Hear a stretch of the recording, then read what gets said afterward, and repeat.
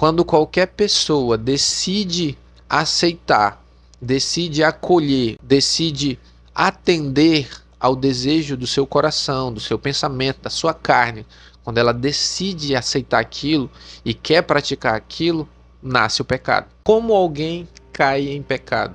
Será que existe um processo para que essa pessoa venha cair em pecado? Eu quero mostrar para você nesse vídeo, à luz da Bíblia, esse processo da queda. O pecado ele não se dá de uma hora para outra, mas existe um processo onde qualquer pessoa passa por ele e cai em pecado. Se você não me conhece, eu sou o Pastor Ciel e hoje eu quero falar sobre esse assunto. Como que alguém cai em pecado? Se você não é inscrito nesse canal, já se inscreve nesse canal, compartilha esse vídeo, deixa o seu like, deixa um comentário aí que você vai estar me ajudando demais a divulgar a palavra de Deus e fazer com que esse canal cresça e chegue a mais pessoas. Para que a gente possa entender esse processo da queda, eu quero ir com vocês a um texto na carta de Tiago, no capítulo 1, no versículo 14 e 15, que diz o seguinte: mas cada um é tentado, quando atraído e engodado pela sua própria concupiscência. Versículo 15. Depois, havendo a concupiscência concebido, dá à luz o pecado, e o pecado, sendo consumado, gera morte. Primeiramente, eu quero analisar com vocês o versículo 14, onde ele vai dizer: mas cada um é tentado quando atraído e engodado pela sua própria concupiscência. A gente precisa entender o seguinte: antes de qualquer pessoa cair em pecado, ela passa por um processo chamado tentação. Essa tentação, segundo Tiago, ela é gerada de dentro do coração da pessoa. Quando alguém aceita Cristo, quando alguém vem para o Evangelho, como eu já ensinei nesse canal aqui, a velha natureza ela não é tirada, ela não é erradicada da vida dessa pessoa, ela permanece ali. O que muda é que essa pessoa recebe uma nova natureza, recebe o Espírito Santo de Deus e ela é capacitada pela graça de Deus a lutar contra os seus impulsos e as suas inclinações para o pecado. Então essa pessoa ela tem poder, né? Agora ela é capacitada para fazer frente aos seus pecados, às suas concupiscências e aos seus desejos. Quando o Tiago fala aqui que nós somos tentados pela nossa concupiscência, ele está falando sobre essa velha natureza que ainda habita em nós. Então essa velha natureza ainda está em nós. Então a nossa carne ela ainda tem desejos, ela ainda tem impulsos para o pecado, certo? Então quando ele fala bem assim, no versículo 14, mas cada um é tentado e atraído e engodado pela sua própria concupiscência, é a tua carne. Quando a tua carne ela tenta te trazer ao pecado que outrora no passado você praticava. Então ela fica nessa tentativa infinita de tentar sempre te trazer aquilo que tu vivia antes. Fica sempre tentando te trazer ao pecado que você praticava antes. Então essa é a concupiscência que Tiago está falando aqui. Nós somos diariamente tentados a ceder à concupiscência, de qual natureza for, né? Varia de pessoa para pessoa, nunca é igual. Cada pessoa é tentada numa determinada área. Então essa concupiscência que Tiago está falando, só para definir aqui, depois a gente vai entrar nesse processo da queda, ela é a nossa carne, a nossa inclinação para o pecado. É a natureza caída, é a natureza morta que ainda está em nós. Quando nós aceitamos a Cristo, ela não é erradicada, ela permanece ali. Só que agora nós temos capacidade para impedir com que ela venha nos dominar. Agora no versículo 15 ele vai dizer: depois havendo a concupiscência concebido, da luz o pecado sendo consumado gera morte. Aqui Tiago ele vai tratar sobre o processo da queda. Ele começa no versículo 15, depois havendo a concupiscência concebido. O que Tiago está ensinando aqui? Aqui a gente vai entrar já no processo da queda. Se a concupiscência que ele está falando aqui é o desejo que existe em nós para o pecado, no versículo 15 ele começa: depois havendo a concupiscência concebido. A linguagem que Tiago está usando aqui é de uma mulher grávida. Perceba que ele diz conceber, dar à luz, nascer. Então a linguagem que Tiago está usando aqui é a linguagem de uma mulher que vai dar à luz, né? Por exemplo, se a gente for olhar, né, já que ele está usando essa linguagem, a gente precisa olhar para esse processo do nascimento. Uma mulher se deita com seu marido, com o homem, né? E aí a semente desse homem vai para o útero daquela mulher, né? Acontece todo aquele processo e a criança começa a ser gerada ali dentro. Passa-se 9 meses, depois essa criança nasce e vem ao mundo. Quando ele diz depois havendo a concupiscência concebido, ele está dizendo o seguinte: quando qualquer pessoa aceita ou decide aceitar os desejos e as concupiscências da sua carne, o pecado nasce. É essa a ideia que Tiago está dando aqui. Depois havendo a concupiscência concebida. Esse conceber que Tiago está dando aqui é quando alguém atende ao desejo do coração. Quando alguém atende à concupiscência da carne. Quando alguém atende às fantasias, aos pensamentos. quando nós somos tentados, basicamente a tentação se dá na tua mente, não é assim? Na tua cabeça, através de pensamentos, através de desejos, através de vontades que se manifestam na tua carne e na tua mente, não é assim? Quando ela concebe, é no sentido de que o desejo está sendo lançado, a isca está sendo lançada. Quando você aceita aquela isca, quando você recebe aquela isca e decide praticar aquilo, nasce o pecado. Esse mesmo raciocínio pode ser aplicado a qualquer tipo de pecado. Por exemplo, quando uma pessoa cai em adultério, aquela queda do adultério não nasceu da noite para o dia.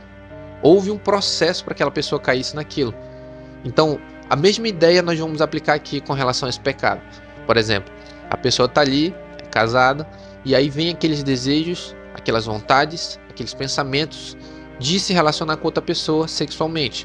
Mas essa pessoa casada, ela sabe que é errado. Mas a carne dele, ou setas lançadas de fora, né? Porque existem tentações que vêm de fora, não só de dentro, vem sobre aquela pessoa, e aquela pessoa está resistindo àquele estímulo, está resistindo àquela tentação, está resistindo.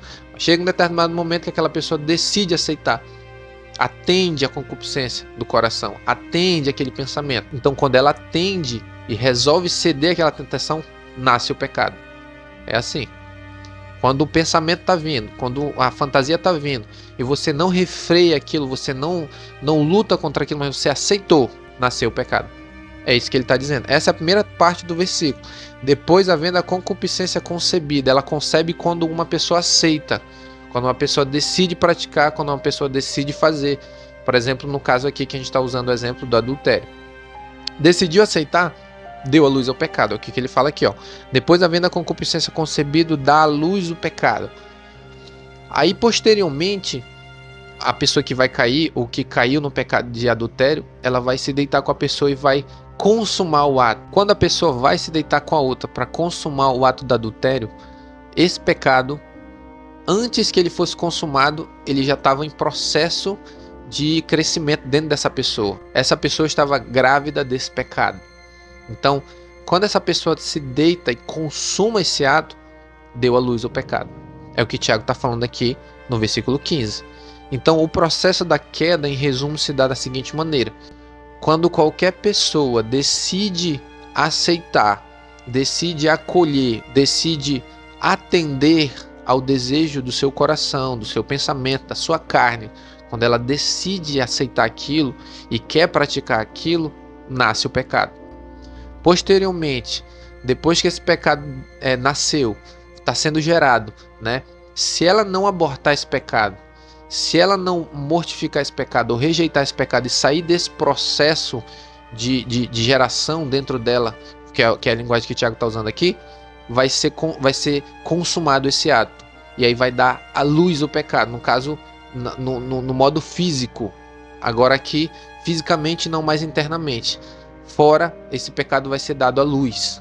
Então o processo da queda se dá dessa maneira. Então qualquer pessoa que você já conheceu, que você já viu que caiu em qualquer tipo de pecado, seja assassinato, seja roubo, seja fornicação, seja adultério, seja qualquer tipo de pecado que você pode imaginar, esse é o processo que se dá na vida de qualquer pessoa, seja ela crente ou não. Esse é o processo. Sempre vai começar na mente, sempre vai começar no coração. Posteriormente, se é evidenciado em atitudes externas. Mas antes é gerado dentro do coração, é gerado dentro dos pensamentos, é gerado dentro do campo da imaginação. Depois é consumado fora. Esse é o processo da queda. Qualquer pessoa que já caiu em pecado, seja de qualquer natureza, essa pessoa começou gerando pecado na sua mente, no seu coração, para depois evidenciar exteriormente de maneira física, né, em atos externos. Então esse aqui é o processo da queda. Agora a pergunta que nós devemos fazer é como que a gente faz para se livrar disso aqui? A gente deve lembrar daquela passagem que Salomão escreve em Provérbios 4:23, onde ele vai dizer o seguinte: sobre tudo que se deve guardar, guarda o teu coração, porque dele procedem as saídas da vida. Toda e qualquer decisão do homem parte do seu coração. Toda e qualquer decisão, né, que a pessoa vai tomar na vida vai partir do coração dela. E quando ele fala coração, não é o órgão coração, não é o teu coração que tá pulsando aqui e jogando sangue pro teu corpo. É os teus pensamentos, é a tua faculdade, é o teu intelecto, as tuas vontades, onde acontece a decisão que tu vai tomar para qualquer coisa da vida. Então Salomão ele vai dizer o seguinte: sobre tudo que você deve guardar, guarde o teu coração, porque é o coração que vai determinar aquilo que tu vai fazer, é aquilo que tu vai decidir, o caminho que tu vai seguir.